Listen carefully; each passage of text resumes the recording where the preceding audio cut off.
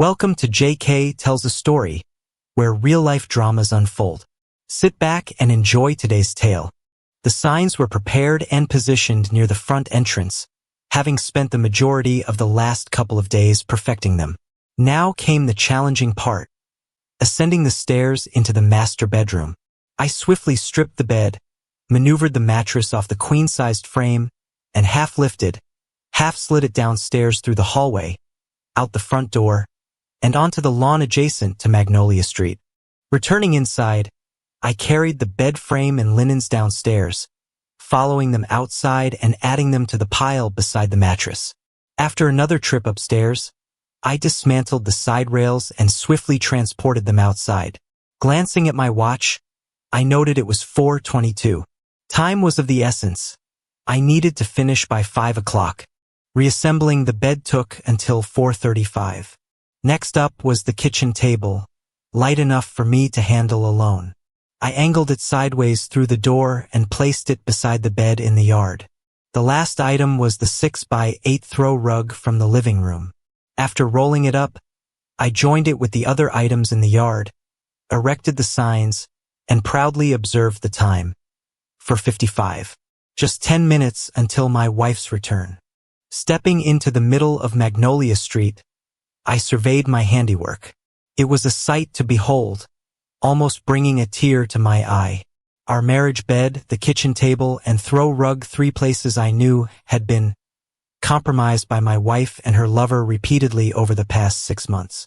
The signs, perfectly placed and out of reach, completed the scene. I approached each piece of furniture and read aloud the large sign in front of it. These items are yours for the taking, free. They are no longer wanted in this house. If you are able to stomach the stench of infidelity and broken vows, help yourself. The sign above the bed detailed my wife's betrayal, specifying her regular meetings with her lover over the past 6 months. Above the kitchen table, another sign recounted their activities, typically just before she served me dinner. On the throw rug, a sign indicated their preference for that spot. Each sign was adorned with a 17 by 24-inch photograph of the couple together. Behind the table, a 5th sign revealed the identity of my wife's lover, David Richardson, her boss at Peachtree Properties and Associates. Married with 3 children, his wife Patricia was unaware of his actions, but not for long. The time was 4:57. Just in time. She'd be home any minute. As I turned to assess the gathering crowd of neighbors and the increasing number of halted cars, some onlookers phoned friends or the police. I nonchalantly acknowledged the gathering and retreated into the house, closing the door behind me. Precisely at 5 p.m., my wife's car rounded the corner from Peachtree Circle, the main thoroughfare that connected to our quiet residential street. Observing the commotion near our house on Magnolia Street, she slowed down, her gaze fixed on the spectacle unfolding on our lawn. I imagined her focusing on the furniture and signs, particularly the large photographs of her and David Richardson captured in their moments of intimacy. Even with her car window between us, amidst the crowd of 40 or 50 onlookers, I still heard her desperate cry, "No! Oh God, no!" Finally, her gaze shifted from the signs to the front window of our house, where she spotted me standing. We locked eyes. She appeared devastated, her complexion drained, tears streaming down her cheeks. It seemed as if she was questioning me, mirroring my own bewilderment. I observed her for a moment before turning away, drawing the curtain shut behind me. Perhaps now is the time to recount how my wife Rebecca and I ended up in this tragic situation. My name is Michael Thompson. I met Rebecca during our junior year at Georgia Tech, introduced by a mutual friend. Instantly, I was captivated. Rebecca wasn't conventionally beautiful, but she possessed an irresistible charm. Standing at 5 feet 2 inches with striking blue eyes and shoulder-length blonde hair, she had a petite yet perfectly proportioned figure that enchanted me. From that moment, I was smitten, never doubting my ability to win her heart. Rebecca and I began dating, quickly becoming inseparable. Within a month, we shared our first intimate moment, an experience unlike any other. I was consumed by my love for Rebecca, unable to get enough of her. Though neither of us was inexperienced, our passion for each other was all-consuming. Every moment together was blissful, every touch electric. Our love deepened over the years. After graduating, we married when I was 23 and settled into our first home, a condo in Marietta, just northwest of Atlanta. Rebecca pursued a career in real estate while I found work in electronic manufacturing at Atlanta Tech Electronics, located in the Norcross Business District about 30 minutes from our home. We built a life together that I believed to be perfect. For the next 13 years, we shared what I thought was an idyllic existence, first in our condo and later in our dream home in Alpharetta as our finances improved. We welcomed our children, Emma, now 8, and Lucas, now 6, whom we adored beyond measure. Our family was our world. So what went wrong? I wish I had the answers. I wish I had noticed the subtle signs indicating something was amiss, but I was oblivious, living in a bubble of love and trust. It took an unexpected event, our daughter Emma falling ill at school, to uncover the truth. It was a Thursday when I received the call from the school nurse just before noon, informing me of Emma's illness. In the midst of a staff meeting, I asked the nurse to contact my wife. Despite attempts to reach her at her office and on her cell, she was unreachable. So the nurse called me back. Recognizing the urgency of fetching my daughter, I apologized to my staff and hurried to Emma's school to retrieve her. Upon reaching home and opening the garage, I was startled by an unfamiliar car parked in my spot beside my wife's. Instantly, a lump formed in my throat and my stomach churned. No, it couldn't be, I reassured myself. My wife, the woman I cherished above all else, couldn't possibly be having an affair. But why was there a strange car in the garage with the door closed? Something was amiss, and I needed answers. I couldn't expose my daughter to this uncertainty. I instructed Emma to stay in the car for a moment, explaining that the exterminator was spraying for bugs and the fumes could make her feel worse. It was the first time I had ever lied to her. Emma complained about being tired and wanting to go inside, but I reassured her that I would check first. I quietly entered through the front door and heard sounds from upstairs that confirmed my worst fears. My heart shattered, but I knew I had to protect Emma from this discovery. I returned to the car and told Emma we were going to Grandma's house instead. Later, when Emma asked me what was going on, I reassured her that everything was fine, attributing my discomfort to the odor in the house. I left Emma with my mother, Margaret Thompson, who lived in nearby Duluth, promising to return for her in a couple of hours. I didn't disclose what I had witnessed, simply asking my mom to care for Emma until I returned from work. Though tempted to return home and confront the cheating duo, I realized I needed more than a mere confrontation. I craved justice. As I drove back to my office, I began devising plans that would expose my wife and her boss for what they truly were. Atlanta Tech Electronics, where I worked, had multiple divisions. As a senior engineer in the medical equipment division, we shared a large complex with another division specializing in commercial security equipment. Upon reaching my office, I instructed my secretary to ensure I wasn't disturbed for the rest of the afternoon, then called my counterpart in the security division. Stephen Walsh, a stellar engineer and longtime friend, agreed to meet promptly. He mentioned he'd already be coming my way to drop off some blueprints for copying. I informed my secretary that Stephen could enter my office as soon as he arrived.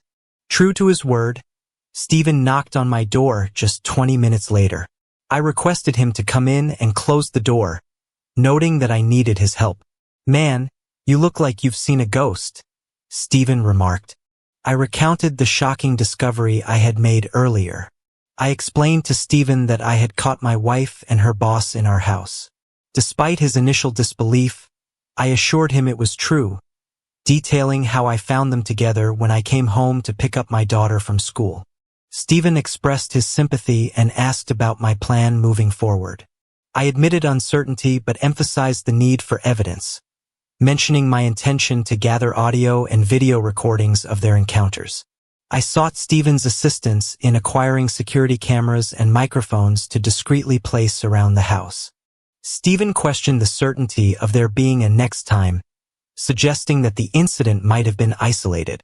However, I dismissed this possibility, citing what I had overheard between my wife and her boss about regular meetings over the past 6 months. After a few more minutes of discussion, we delved into the details. Stephen mentioned having access to a new beta line of wireless miniature cameras and microphones compatible with my laptop or home computer. Additionally, he had a small voice-activated recorder I could discreetly place under Rebecca's car seat to capture any conversations she might have while driving. I expressed gratitude and informed him I'd collect everything from his office the following day. Returning home that evening proved to be the most challenging task I'd ever faced. I wasn't sure if I could face my wife and pretend nothing had happened. I decided the best course of action was to make Rebecca believe I wasn't feeling well, which was true. I retrieved Emma from my mom's, and upon arriving home, Rebecca was preparing dinner in the kitchen. Upon seeing Emma with me, she grew frantic, asking about Emma's condition and why she hadn't been informed. I questioned Rebecca about her whereabouts and why she hadn't responded when the school tried to reach her. Rebecca explained that she must have accidentally turned off her phone while showing houses and had been busy all day. I couldn't help but think cynically that she was likely preoccupied with other activities instead of being available for our daughter. Despite this, Rebecca hugged Emma and apologized before helping her to bed. I acknowledged that despite her flaws, my wife did love our kids. Rebecca then returned to the kitchen to prepare soup for Emma and finish dinner for the rest of us. Feeling unwell myself, I informed Rebecca that I would sleep in the guest room that night, just in case I was contagious. She noted that I felt clammy and looked pale. Silently, I acknowledged the irony of feeling unwell after discovering my wife's affair. Without responding, I headed upstairs, initially dreading entering the master suite, but needing my grooming supplies, toothbrush, and work attire for the next day. I forced myself into the room. A window was open, and any evidence of recent activity had been cleared away. The bed was neatly made. She must have changed the sheets. Pained me to look at it. All I could envision was her boss with her, whispering promises about their future together. Anger surged within me, but I suppressed it. I needed to remain composed until I could expose them both, and I would, that much was certain. I gathered my necessities and retreated to the guest bedroom, shutting the door behind me. I stripped down to my underwear and slipped into bed. My body felt rigid. I wanted to weep, but I stifled the urge. I had a mission to accomplish, and I couldn't allow emotions to interfere. For hours I lay in the darkness, sleep evading me. After tending to the kids and putting them to bed, my wife entered the room. I pretended to be asleep. She pressed her palm against my forehead before exiting the room, shutting the door behind her. Rebecca typically handled taking the kids to school, so I rose early, showered, and left the house before her awakening. It probably struck her as odd, but I could simply attribute it to needing to compensate for lost time from yesterday when I felt unwell. Frankly, I didn't care much about her opinion at this point. I just wanted to be free from what, until yesterday, I believed was a blissful marriage founded on lifelong loyalty, honesty, and commitment. How painfully mistaken I was. Arriving at work before the rest of the staff, I brewed a pot of coffee and began outlining my strategies. I realized I needed to cancel our shared credit cards, transfer half of our joint accounts to a separate bank under my sole name, and alter my will, life insurance, and 401k beneficiaries, removing Rebecca and naming only Emma and Lucas. It felt like such a trivial effort to dissolve the last 13 years of my life.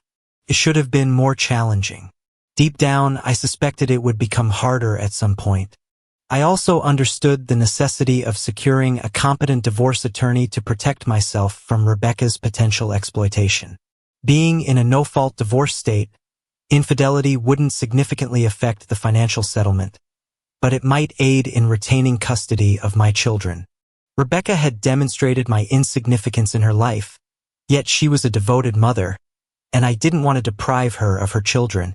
I merely sought joint custody to ensure I remained a vital presence in their lives. I fought to suppress thoughts of our life together and the humiliation of knowing my wife praised her lover's superiority to me in every aspect. If I allowed myself to dwell on it now, I'd begin to doubt myself, which I couldn't afford at the moment. That reckoning would come later, and when it did, it would likely devastate me. With my to-do list complete, I phoned Steven's office. He assured me everything would be ready by noon and offered to assist me in installing and operating the equipment. As I attempted to focus on clearing paperwork from my desk, I noticed Rebecca's call on my cell phone. Despite her typically affectionate tone, her voice only fueled my anger this time. Rebecca expressed concern about my well-being, mentioning that she hadn't been able to check on me before I left that morning. I responded vaguely, stating that I needed to clear my head. She suggested something to make me feel better that evening, but internally I couldn't help but feel resentful and deceived by her lies. However, I kept my response neutral, indicating that we would see. Rebecca commented on my apparent lack of interest, to which I replied that I was preoccupied rather than uninterested. We agreed to meet at home by 6 o'clock, and she reassured me that she would be in the office all day if I needed to reach her. I phoned Steven, who confirmed everything was prepared, instructing me to meet him at the loading dock entrance. We loaded all the equipment into Steven's van, and with both of us working on the installation, we had it all set up and tested by 3:30. Then we installed the software on my home office PC and configured a secure folder to collect and store everything captured by the cameras and microphones. We strategically placed monitoring equipment in the living room, kitchen, guest bedroom, and notably the master suite, ensuring the latter had multiple angles to capture nearly every activity.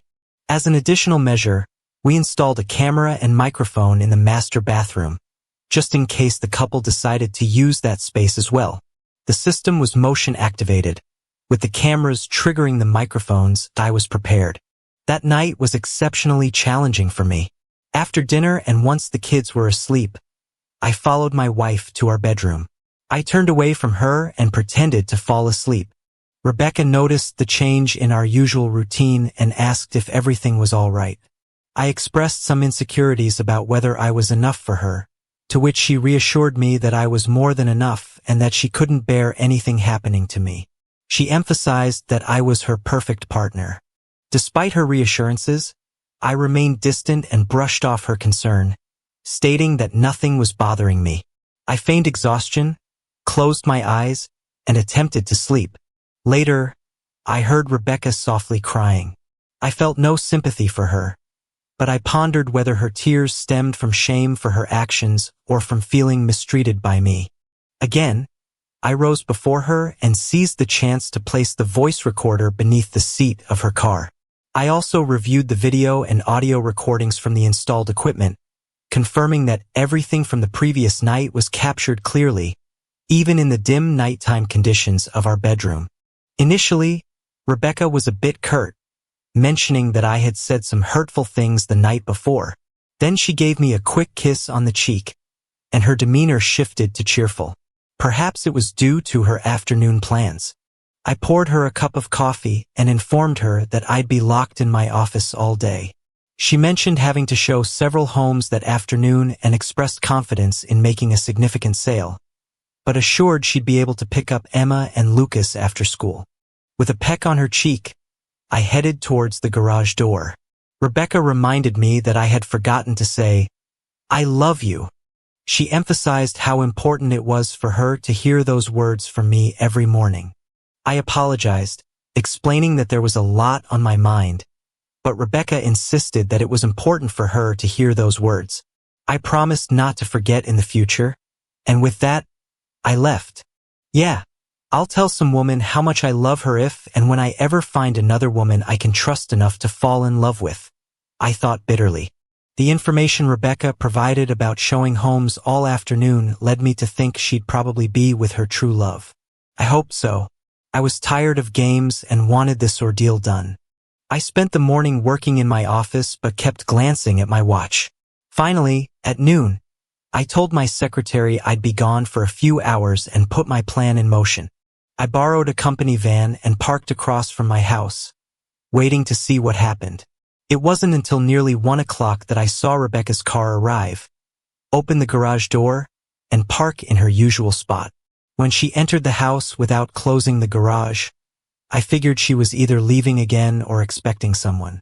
10 minutes later, I realized she was expecting someone as the same car from the day I caught them pulled into the garage, taking my place just as he had taken my place in my wife's life. I saw him get out of the car, and the garage door closed. I had to give it to them. They had the nerve to meet in my house, in my bed, to carry out their affair. It just proved they thought they wouldn't get caught or didn't care. Well, they'd soon find out they were wrong. They were caught, and I'd make sure they both faced consequences. With this final proof of my wife's infidelity and knowing I'd soon have all the visual proof I needed of their affair, I finally let the tears fall. For 13 years, I had believed my loving wife would never cheat on me, just as I'd never cheat on her. With the tears came doubts. Was he a better partner? Maybe better looking? But neither of us was exceptional. Why risk our marriages? I desperately wanted to confront them, but why? What would it achieve? I'd catch them, but I'd already done that once. Would I feel better by confronting her lover? Yes, but I'd likely go to jail. By this time, neither of them was worth it. My only worry was how this would affect my kids and his. By 2:30, they must have finished, as the garage door opened and he left. 15 minutes later, my wife did the same, closing the garage door behind her. I knew she'd return home with the kids by 3:30, so I quickly parked in the garage and made my way to my home office. I didn't want to review all the footage, just ensure the evidence was safely on my hard drive. After 10 minutes, I'd had my fill. It wasn't an exact replay of their previous encounter, but it was explicit enough. They began in the kitchen, where they joked about how many times they wondered if I'd ever realize I was eating where he had been with her so often. Then they moved to our bedroom, though not before her lover suggested using my daughter's room for a change of scenery. My wife adamantly refused, stating it was off-limits to involve their kids' rooms. At least she seemed to have some principles, just not concerning me. In the bedroom, they continued their activities. I noticed neither of them expressed love, but my wife continued to praise her boss as the best partner she'd ever had. However, I couldn't comprehend why they then moved to the throw rug by the living room fireplace, where they engaged once more. When finished, I found it strange that she didn't bother changing the sheets, assuming she would do so when she returned with the kids at 3:30. This gave her plenty of time to air out the room and remove any evidence, since I rarely arrived home before 6 o'clock. Having secured the evidence I needed on my hard drive, I shut down the system and left the house without bothering to check the assumed mess on our marriage bed. I'd seen enough, and although my heart was hardened against my wife, I still felt sick inside. A sickness soon replaced by burning anger and hatred. I may have even smiled, knowing the consequences I was about to unleash on their cheating heads. Back at work, I briefed Stephen on everything. Like me, he couldn't comprehend how a supposedly loving wife like Rebecca could do what was now clear. Not only did she break our sacred vows, but she also went out of her way to humiliate me to her lover, always affirming his superiority. All these thoughts plunged my soul into a deep abyss of pain and despair, from which I knew I had to emerge to complete my task of exposing them both. I needed to find a good divorce lawyer, and Stephen suggested contacting the law firm the company used for recommendations. I spoke to a corporate lawyer there who gave me 3 names of divorce lawyers known for protecting husbands' rights. The first one was retiring and not taking new clients, but the second one, Robert Coleman from Coleman Associates, agreed to meet me the next afternoon at 3 o'clock. With that settled, I resolved to handle canceling credit cards, changing beneficiaries, and transferring funds the next morning. When I returned home that night, Rebecca was in the kitchen preparing dinner while the kids did their homework in their rooms. She wore a yellow sundress and looked beautiful. For a moment, I thought my heart would break all over again. She was smiling and seemed so happy. I assumed it was her usual post-afternoon mood. She greeted me and asked about my day, mentioning that hers was great due to making a sale. I responded with mild interest, aware of the real reason behind her happiness. I asked if anything else notable happened that day or if she met any interesting people, to which she denied, stating that she was focused on work, home, and family. Despite her reassurance, I couldn't shake the knowledge of her affair. As I headed upstairs to change clothes, I noticed the sheets had been replaced and the room aired out. Upon returning to the kitchen, I mentioned water on the shower floor and asked if she had showered that afternoon. She appeared startled and denied it, suggesting a possible clogged drain. I speculated about the possibility of someone sneaking into the house and showering afterward, which seemed to unsettle her. She attempted to brush it off with humor. As dinner progressed, conversation was minimal. I surprised Rebecca by switching seats with her, prompting her to question the change. I explained it as a desire for a change of scenery. She appeared puzzled and ate little, mainly moving food around on her plate. During dinner, the kids talked about their day, but Rebecca and I mostly listened, making occasional comments. After we all helped clean the dishes, I returned to my office to work on my project. I reviewed footage from that day and selected suitable stills to turn into photographs, which I downloaded to a photo file for printing. Next, I carefully crafted wording for the signs I would create with the photographs. All that remained was to visit my lawyer to initiate the divorce, get my finances in order, and await the next visit from my wife and her lover. When I finally went to bed that night, Rebecca was already asleep, or at least pretending to be. I had given her something to ponder with my behavior that evening. Not that it mattered. There was nothing she could say or do to change my mind about divorcing her for her infidelity. There was a small measure of satisfaction in the fact that I'd managed to make her at least somewhat uneasy. Today was Tuesday, and she had mentioned making another sale on Thursday, so I took that as a signal that she and her lover would be meeting on that day. That would also mark the day I brought them down. The following morning, I rose early again, showered, and left before Rebecca woke up. I had a lot to accomplish and wanted to allocate as much time as possible to get it done. My lawyer appointment wasn't until 3 o'clock, so I had plenty of time to handle all the financial matters. First, I visited HR, where I changed the beneficiary on my life insurance and 401k from Rebecca to Emma and Lucas. I received some odd looks from the woman assisting me, but I didn't feel obligated to explain my actions to her or anyone else. Next, I canceled all our joint credit cards and obtained new ones in my name alone. Then I proceeded to the bank, where I transferred half of the funds from our joint checking and savings accounts to another bank in my name. I knew I needed to address our home, but I presumed the courts would allow Rebecca to stay there with the kids, so I postponed action on that front until I consulted with my lawyer. At 3 o'clock, I met with Robert Coleman, finding him agreeable enough. He cautioned me that since we were in a no-fault state, Rebecca would likely get custody of Emma and Lucas, and I'd lose the house and half of everything else to my wife, even with proof of her infidelity. I instructed him on how I wanted the petition written, and when he expressed doubt about my chances of taking nearly everything from her, I reassured him I had confidence in my approach. He wasn't pleased, but he complied with my demands, assuring me he would have everything prepared for her to be served Friday morning. I also had him draft papers to file against her boss and his company for intentionally wrecking my marriage. Those documents would also be ready by Friday morning. I was prepared. When I returned home that evening, I kept my demeanor cool toward Rebecca. Frankly, I had reached my limit and just wanted the whole ordeal to end so I could move on with my life.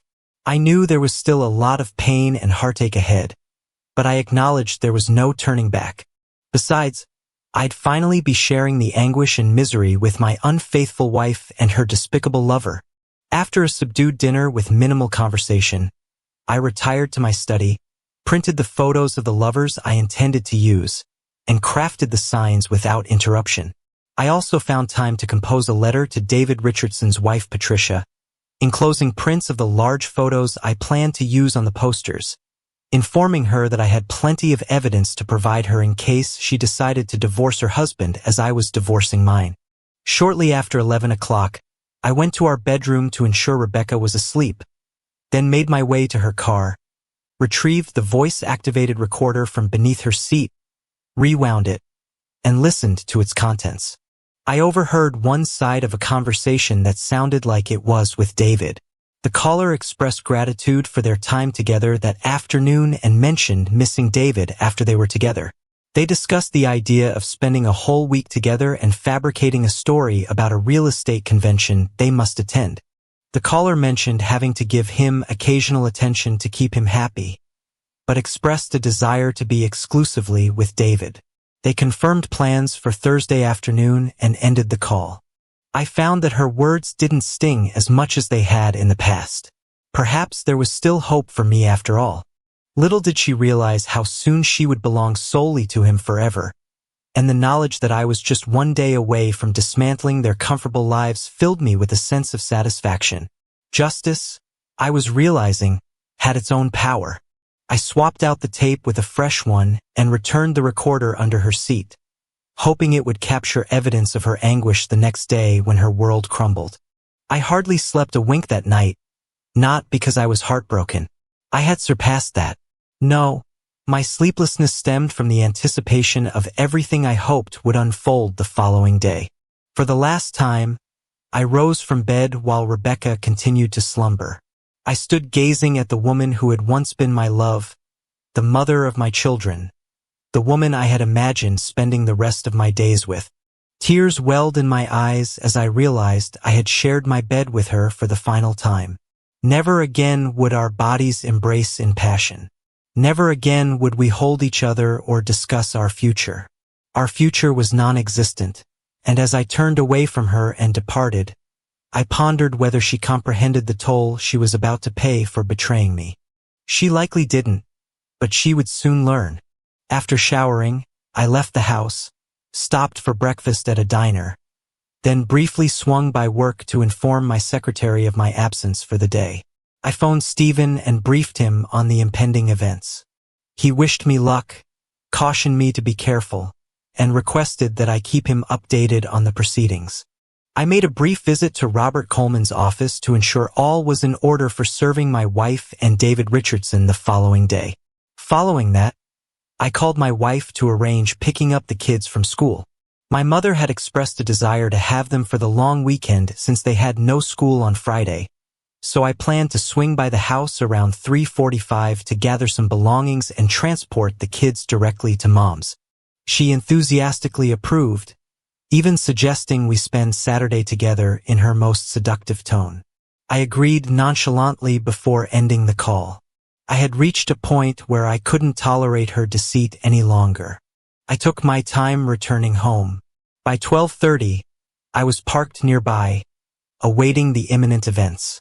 My car was mostly concealed from view, but I had a clear line of sight to any vehicle entering my driveway. I didn't need to witness the garage door's movements. My wife and her lover were nothing if not predictable, and I was familiar with their routine. At 12:50, Rebecca's car rolled into the driveway, followed 5 minutes later by David Richardson. The trap was set, and I was poised to ensnare them. I should have felt anguish knowing my wife and her boss were engaging in their affair in our marital bed while I waited around the corner for them to finish. Yet she had lost her ability to inflict pain upon me. It was astonishing how composed I felt as I envisioned the activities I knew they were engaging in together. It was almost reminiscent of recalling a low-budget film, lacking in substance but with a satisfying conclusion. Around 10 minutes to 3 o'clock, I observed Richardson's car reverse out of the driveway and depart. 10 minutes later, Rebecca followed suit. As she drove off, I observed her applying fresh lipstick. Once they were out of sight, I pulled into my garage and shut the door. With limited time on my hands, I headed to my office and reviewed the footage from that afternoon's encounter. Everything was captured, including the hurtful comments about his superiority compared to me. However, this time their words didn't affect me. After ensuring the footage was securely stored on my hard drive, I spent the next 10 minutes carrying my handcrafted signs, adorned with their photographs, upstairs and positioning them near the front door for easy access. Then I packed essentials like a toothbrush and clothes for Emma and Lucas into my car. The only remorse I felt about my impending actions was for the pain I was about to inflict on my beloved children. Yet I found solace in knowing I hadn't caused the pain of their parents' separation. That responsibility rested solely on their mother's shoulders.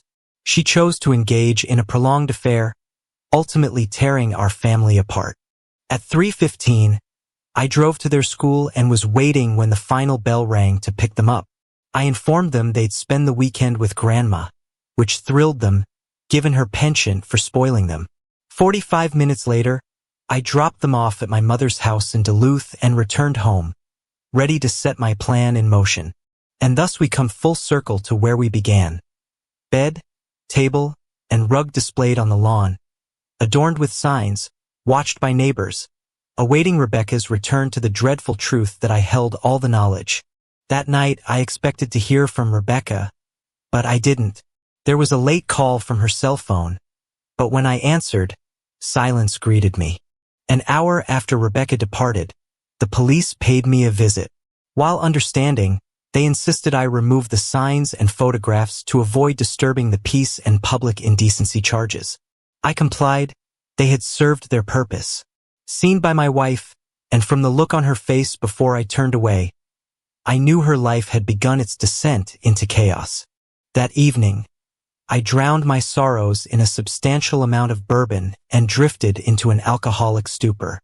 Friday morning greeted me with a monstrous hangover, yet despite it, I felt empowered. Though saddened and alone, I found strength in knowing I had subdued my anger long enough to exact justice on my unfaithful wife and her lover. By noon, I glimpsed out the front window to find the rug, kitchen table, and bed gone, leaving only the mattress and stained sheets behind. I disposed of those later. The morning passed uneventfully, but by 3 o'clock in the afternoon, chaos erupted. I knew that David Richardson's wife had received the letter and photographs that morning, and Robert Coleman had informed me that both Rebecca and David Richardson, along with his partners, had been served at their workplaces. He recounted how Rebecca collapsed in tears upon being served, while David Richardson disregarded her, unleashing threats against me. His partners retreated behind closed doors for 15 minutes before emerging to present Rebecca with her final check and informing David that his partnership was terminated. When he informed them of his refusal to sell to them, they cited their corporate bylaws morality clause regarding fraternization with staff members. This provision empowered them to sever all ties with him and his mistress. Concurrently, the receptionist at the front desk relayed that his wife was on the phone, urgently requesting to speak with him. She had received a letter and photos I had sent, informing him not to return home and notifying him of her intent to file for divorce the following day. Later, I was informed by one of the agency employees' husbands that after Richardson was escorted out of the building, everyone turned their backs on my soon-to-be ex-wife. She remained on the floor for about 30 minutes, crying inconsolably. Eventually, she gathered herself enough to leave, though no one knew her whereabouts. The next day, Rebecca finally called me, sounding distraught. She inquired about the children and whether they knew about the situation. I assured her they were safe at my mother's and wouldn't hear the details from me. She thanked me for my discretion and asked to retrieve some belongings, to which I agreed, offering to leave for a few hours. She requested to stay and talk, but I declined, leading to more tears from her. She pleaded for my understanding, expressing remorse and claiming she never intended to hurt me. I laughed bitterly at her apology. How can you claim innocence when you told him you loved him? When you compared him favorably to me in every way? Michael, that's not. I have recordings, Rebecca. I heard every word you said to him, every confession of how much better he was than me. Despite her denial, I insisted that her words were recorded, and nothing she said could change how I felt about her. She professed her love for me, claiming she had always loved only me and didn't understand why she said those things to David.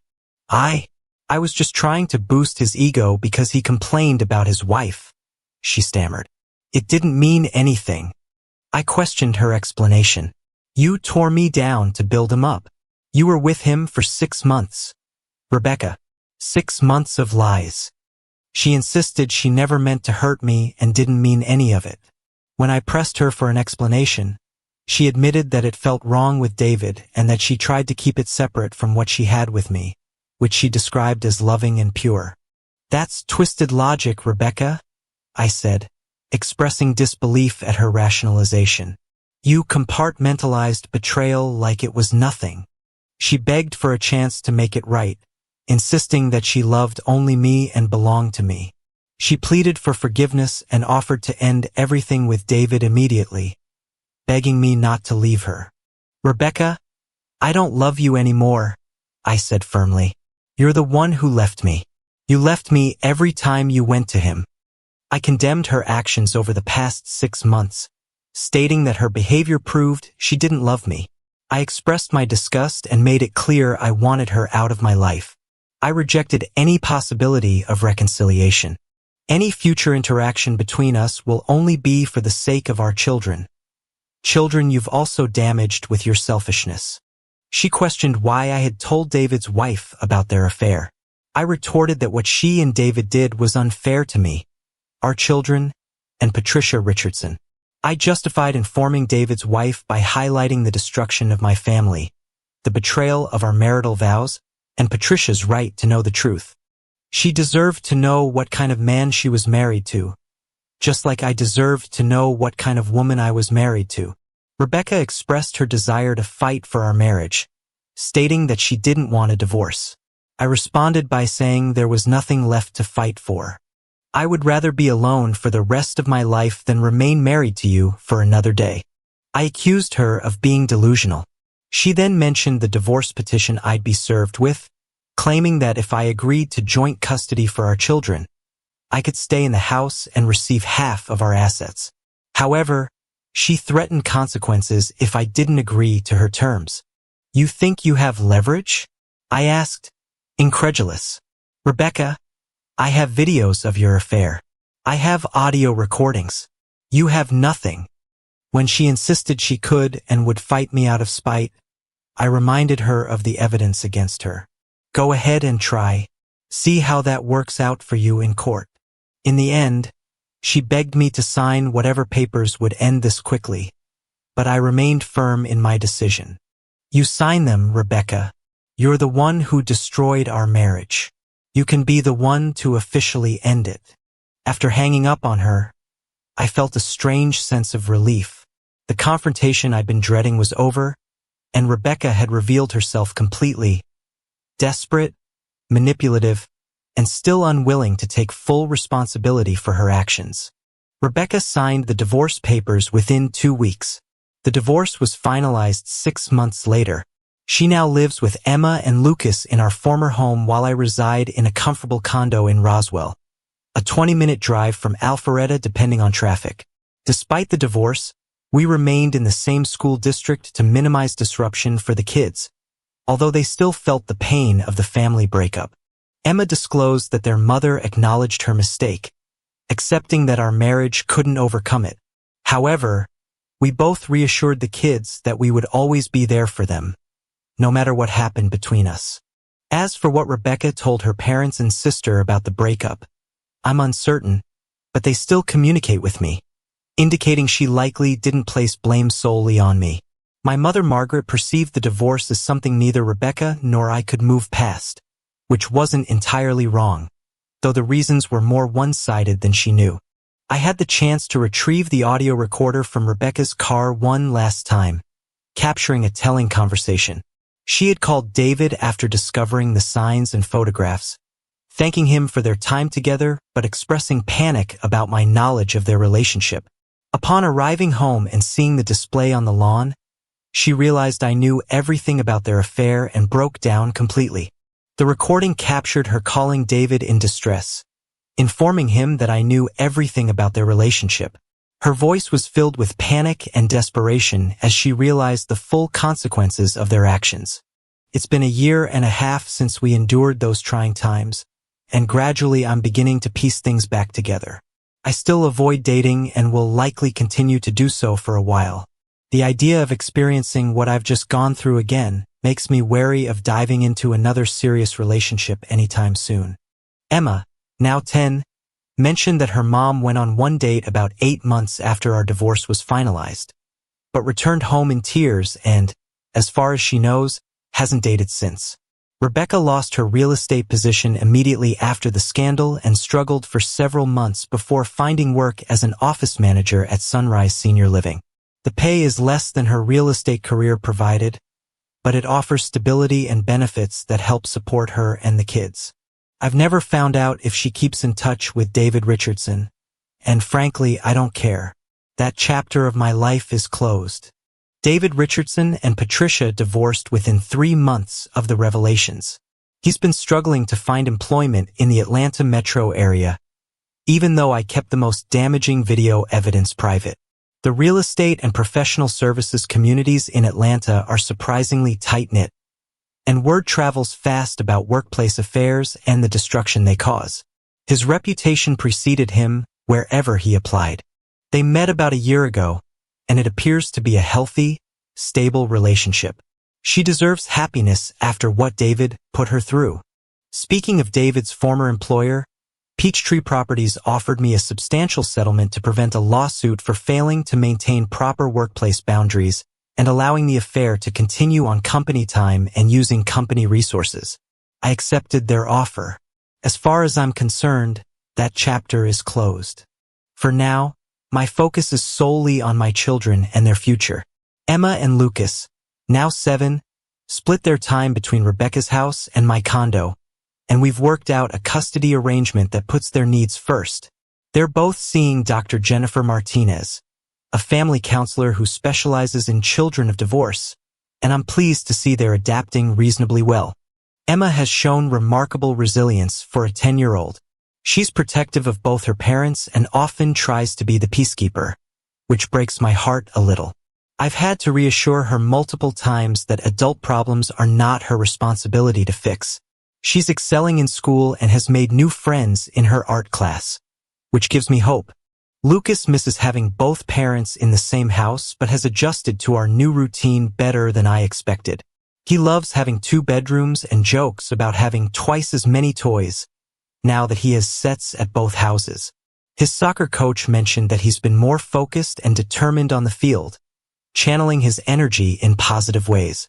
The kids don't know the specific details of why their mother and I divorced, and I intend to keep it that way until they're much older, if ever. They know we couldn't work out our differences, and that sometimes marriages end even when both parents love their children very much. Dr. Martinez has helped us craft age-appropriate explanations that seem to satisfy their curiosity without burdening them with adult complexities. I've learned to find satisfaction in small victories. Emma making the honor roll, Lucas scoring his first goal in soccer, quiet Saturday mornings with them over pancakes at my place. These moments remind me that while my marriage failed, my role as a father is more important than ever. People often ask me if I regret how I handled the situation, the public display, the dramatic revelation, the calculated response. The honest answer is complicated. Do I regret the pain it caused my children? Absolutely. If I could have found a way to expose Rebecca's betrayal without involving them in the fallout, I would have. But children always suffer when families break apart, regardless of how it happens. The difference is whether they learn that actions have consequences or that betrayal can be swept under the rug. Do I regret exposing David Richardson and Rebecca? Not for a moment. They made their choices over 6 months, believing they were smarter than everyone around them, believing they could continue their affair indefinitely without consequences. They gambled with other people's lives and lost. Could I have handled it differently? Perhaps. I could have confronted them privately, demanded an end to the affair, tried counseling. But I realized something important during those dark days. I didn't want to save my marriage to someone who could betray me so completely and methodically. I wanted justice, and more than that, I wanted the truth. Some might call what I did cruel or vindictive. I call it proportional. They humiliated me in private for months. I exposed them publicly for one afternoon. They destroyed my trust and my family. I destroyed their comfortable lives and forced them to face consequences in the light of day. The system, no-fault divorce, workplace policies that often turn a blind eye to affairs, social pressure to forgive and move on, frequently protects cheaters more than it protects the betrayed. Sometimes you have to create accountability where none exists. I've been seeing Dr. Sarah Chan, a psychologist who specializes in infidelity trauma, for over a year now. Not because I regret my actions, but because I want to understand how I missed the signs for so long and how to protect myself and my children moving forward. You can't control what Rebecca did, she told me during one of our early sessions. But you can control what you do next. The question is, do you want to be defined by her betrayal or by how you rebuild from it? It's a good question, and one I'm still working on. The answer seems to change as I heal and grow. I've rejoined the gym and actually look forward to my workouts now. I've started reading again, mostly biographies and history, stories of people overcoming adversity. I even took a cooking class, mostly because I got tired of takeout and frozen dinners, but I discovered I actually enjoy creating something nourishing from scratch. Small steps toward becoming the man I want to be, rather than just the man who was wronged. Emma asked me recently if I would ever get married again. I told her that someday, maybe, if I met someone special who loved her and Lucas as much as I do. She seemed satisfied with that answer, though she added, I hope she likes pancakes as much as we do. The truth is, I'm not sure about remarriage. The idea of trusting someone that completely again feels overwhelming some days. But I'm 36 years old, still young enough to start over. Dr. Winters reminds me that not all people are capable of Rebecca's level of calculated deception. Some people are exactly who they appear to be, she said. Your job now is learning to tell the difference and trusting your instincts when something feels off. Perhaps one day my own future will take precedence over simply getting through each day and being the best father I can be. For now, being a good father to Emma and Lucas is enough. They didn't ask for any of this upheaval, but they're handling it with more grace and resilience than most adults could manage. And if I've learned anything from this experience, it's that grace, real grace, isn't about accepting unacceptable behavior or enabling destructive choices. It's about choosing how to respond when life reveals people's true characters and maintaining your integrity in the process. Rebecca revealed her character. David revealed his. And in the end, I hope I revealed mine in a way that my children can respect when they're old enough to understand. Some betrayals are unforgivable. Some marriages can't and shouldn't be saved. And sometimes, the most loving thing you can do for your children is show them that actions have consequences, that integrity matters, and that they deserve better than settling for people who don't value truth and commitment. The signs are gone from the lawn. The furniture has been replaced. But the lesson remains. The truth always emerges eventually. And when it does, you get to choose who you want to be in response. I chose to be someone who wouldn't be anyone's fool twice, who would stand up for what's right even when it's difficult, and who would prioritize my children's well-being over social expectations or convenience. And I can live with that choice. More than that, I'm proud of it. Thank you for your viewing. See you next time. If you enjoyed this, subscribe to JK Tells a Story for more tales.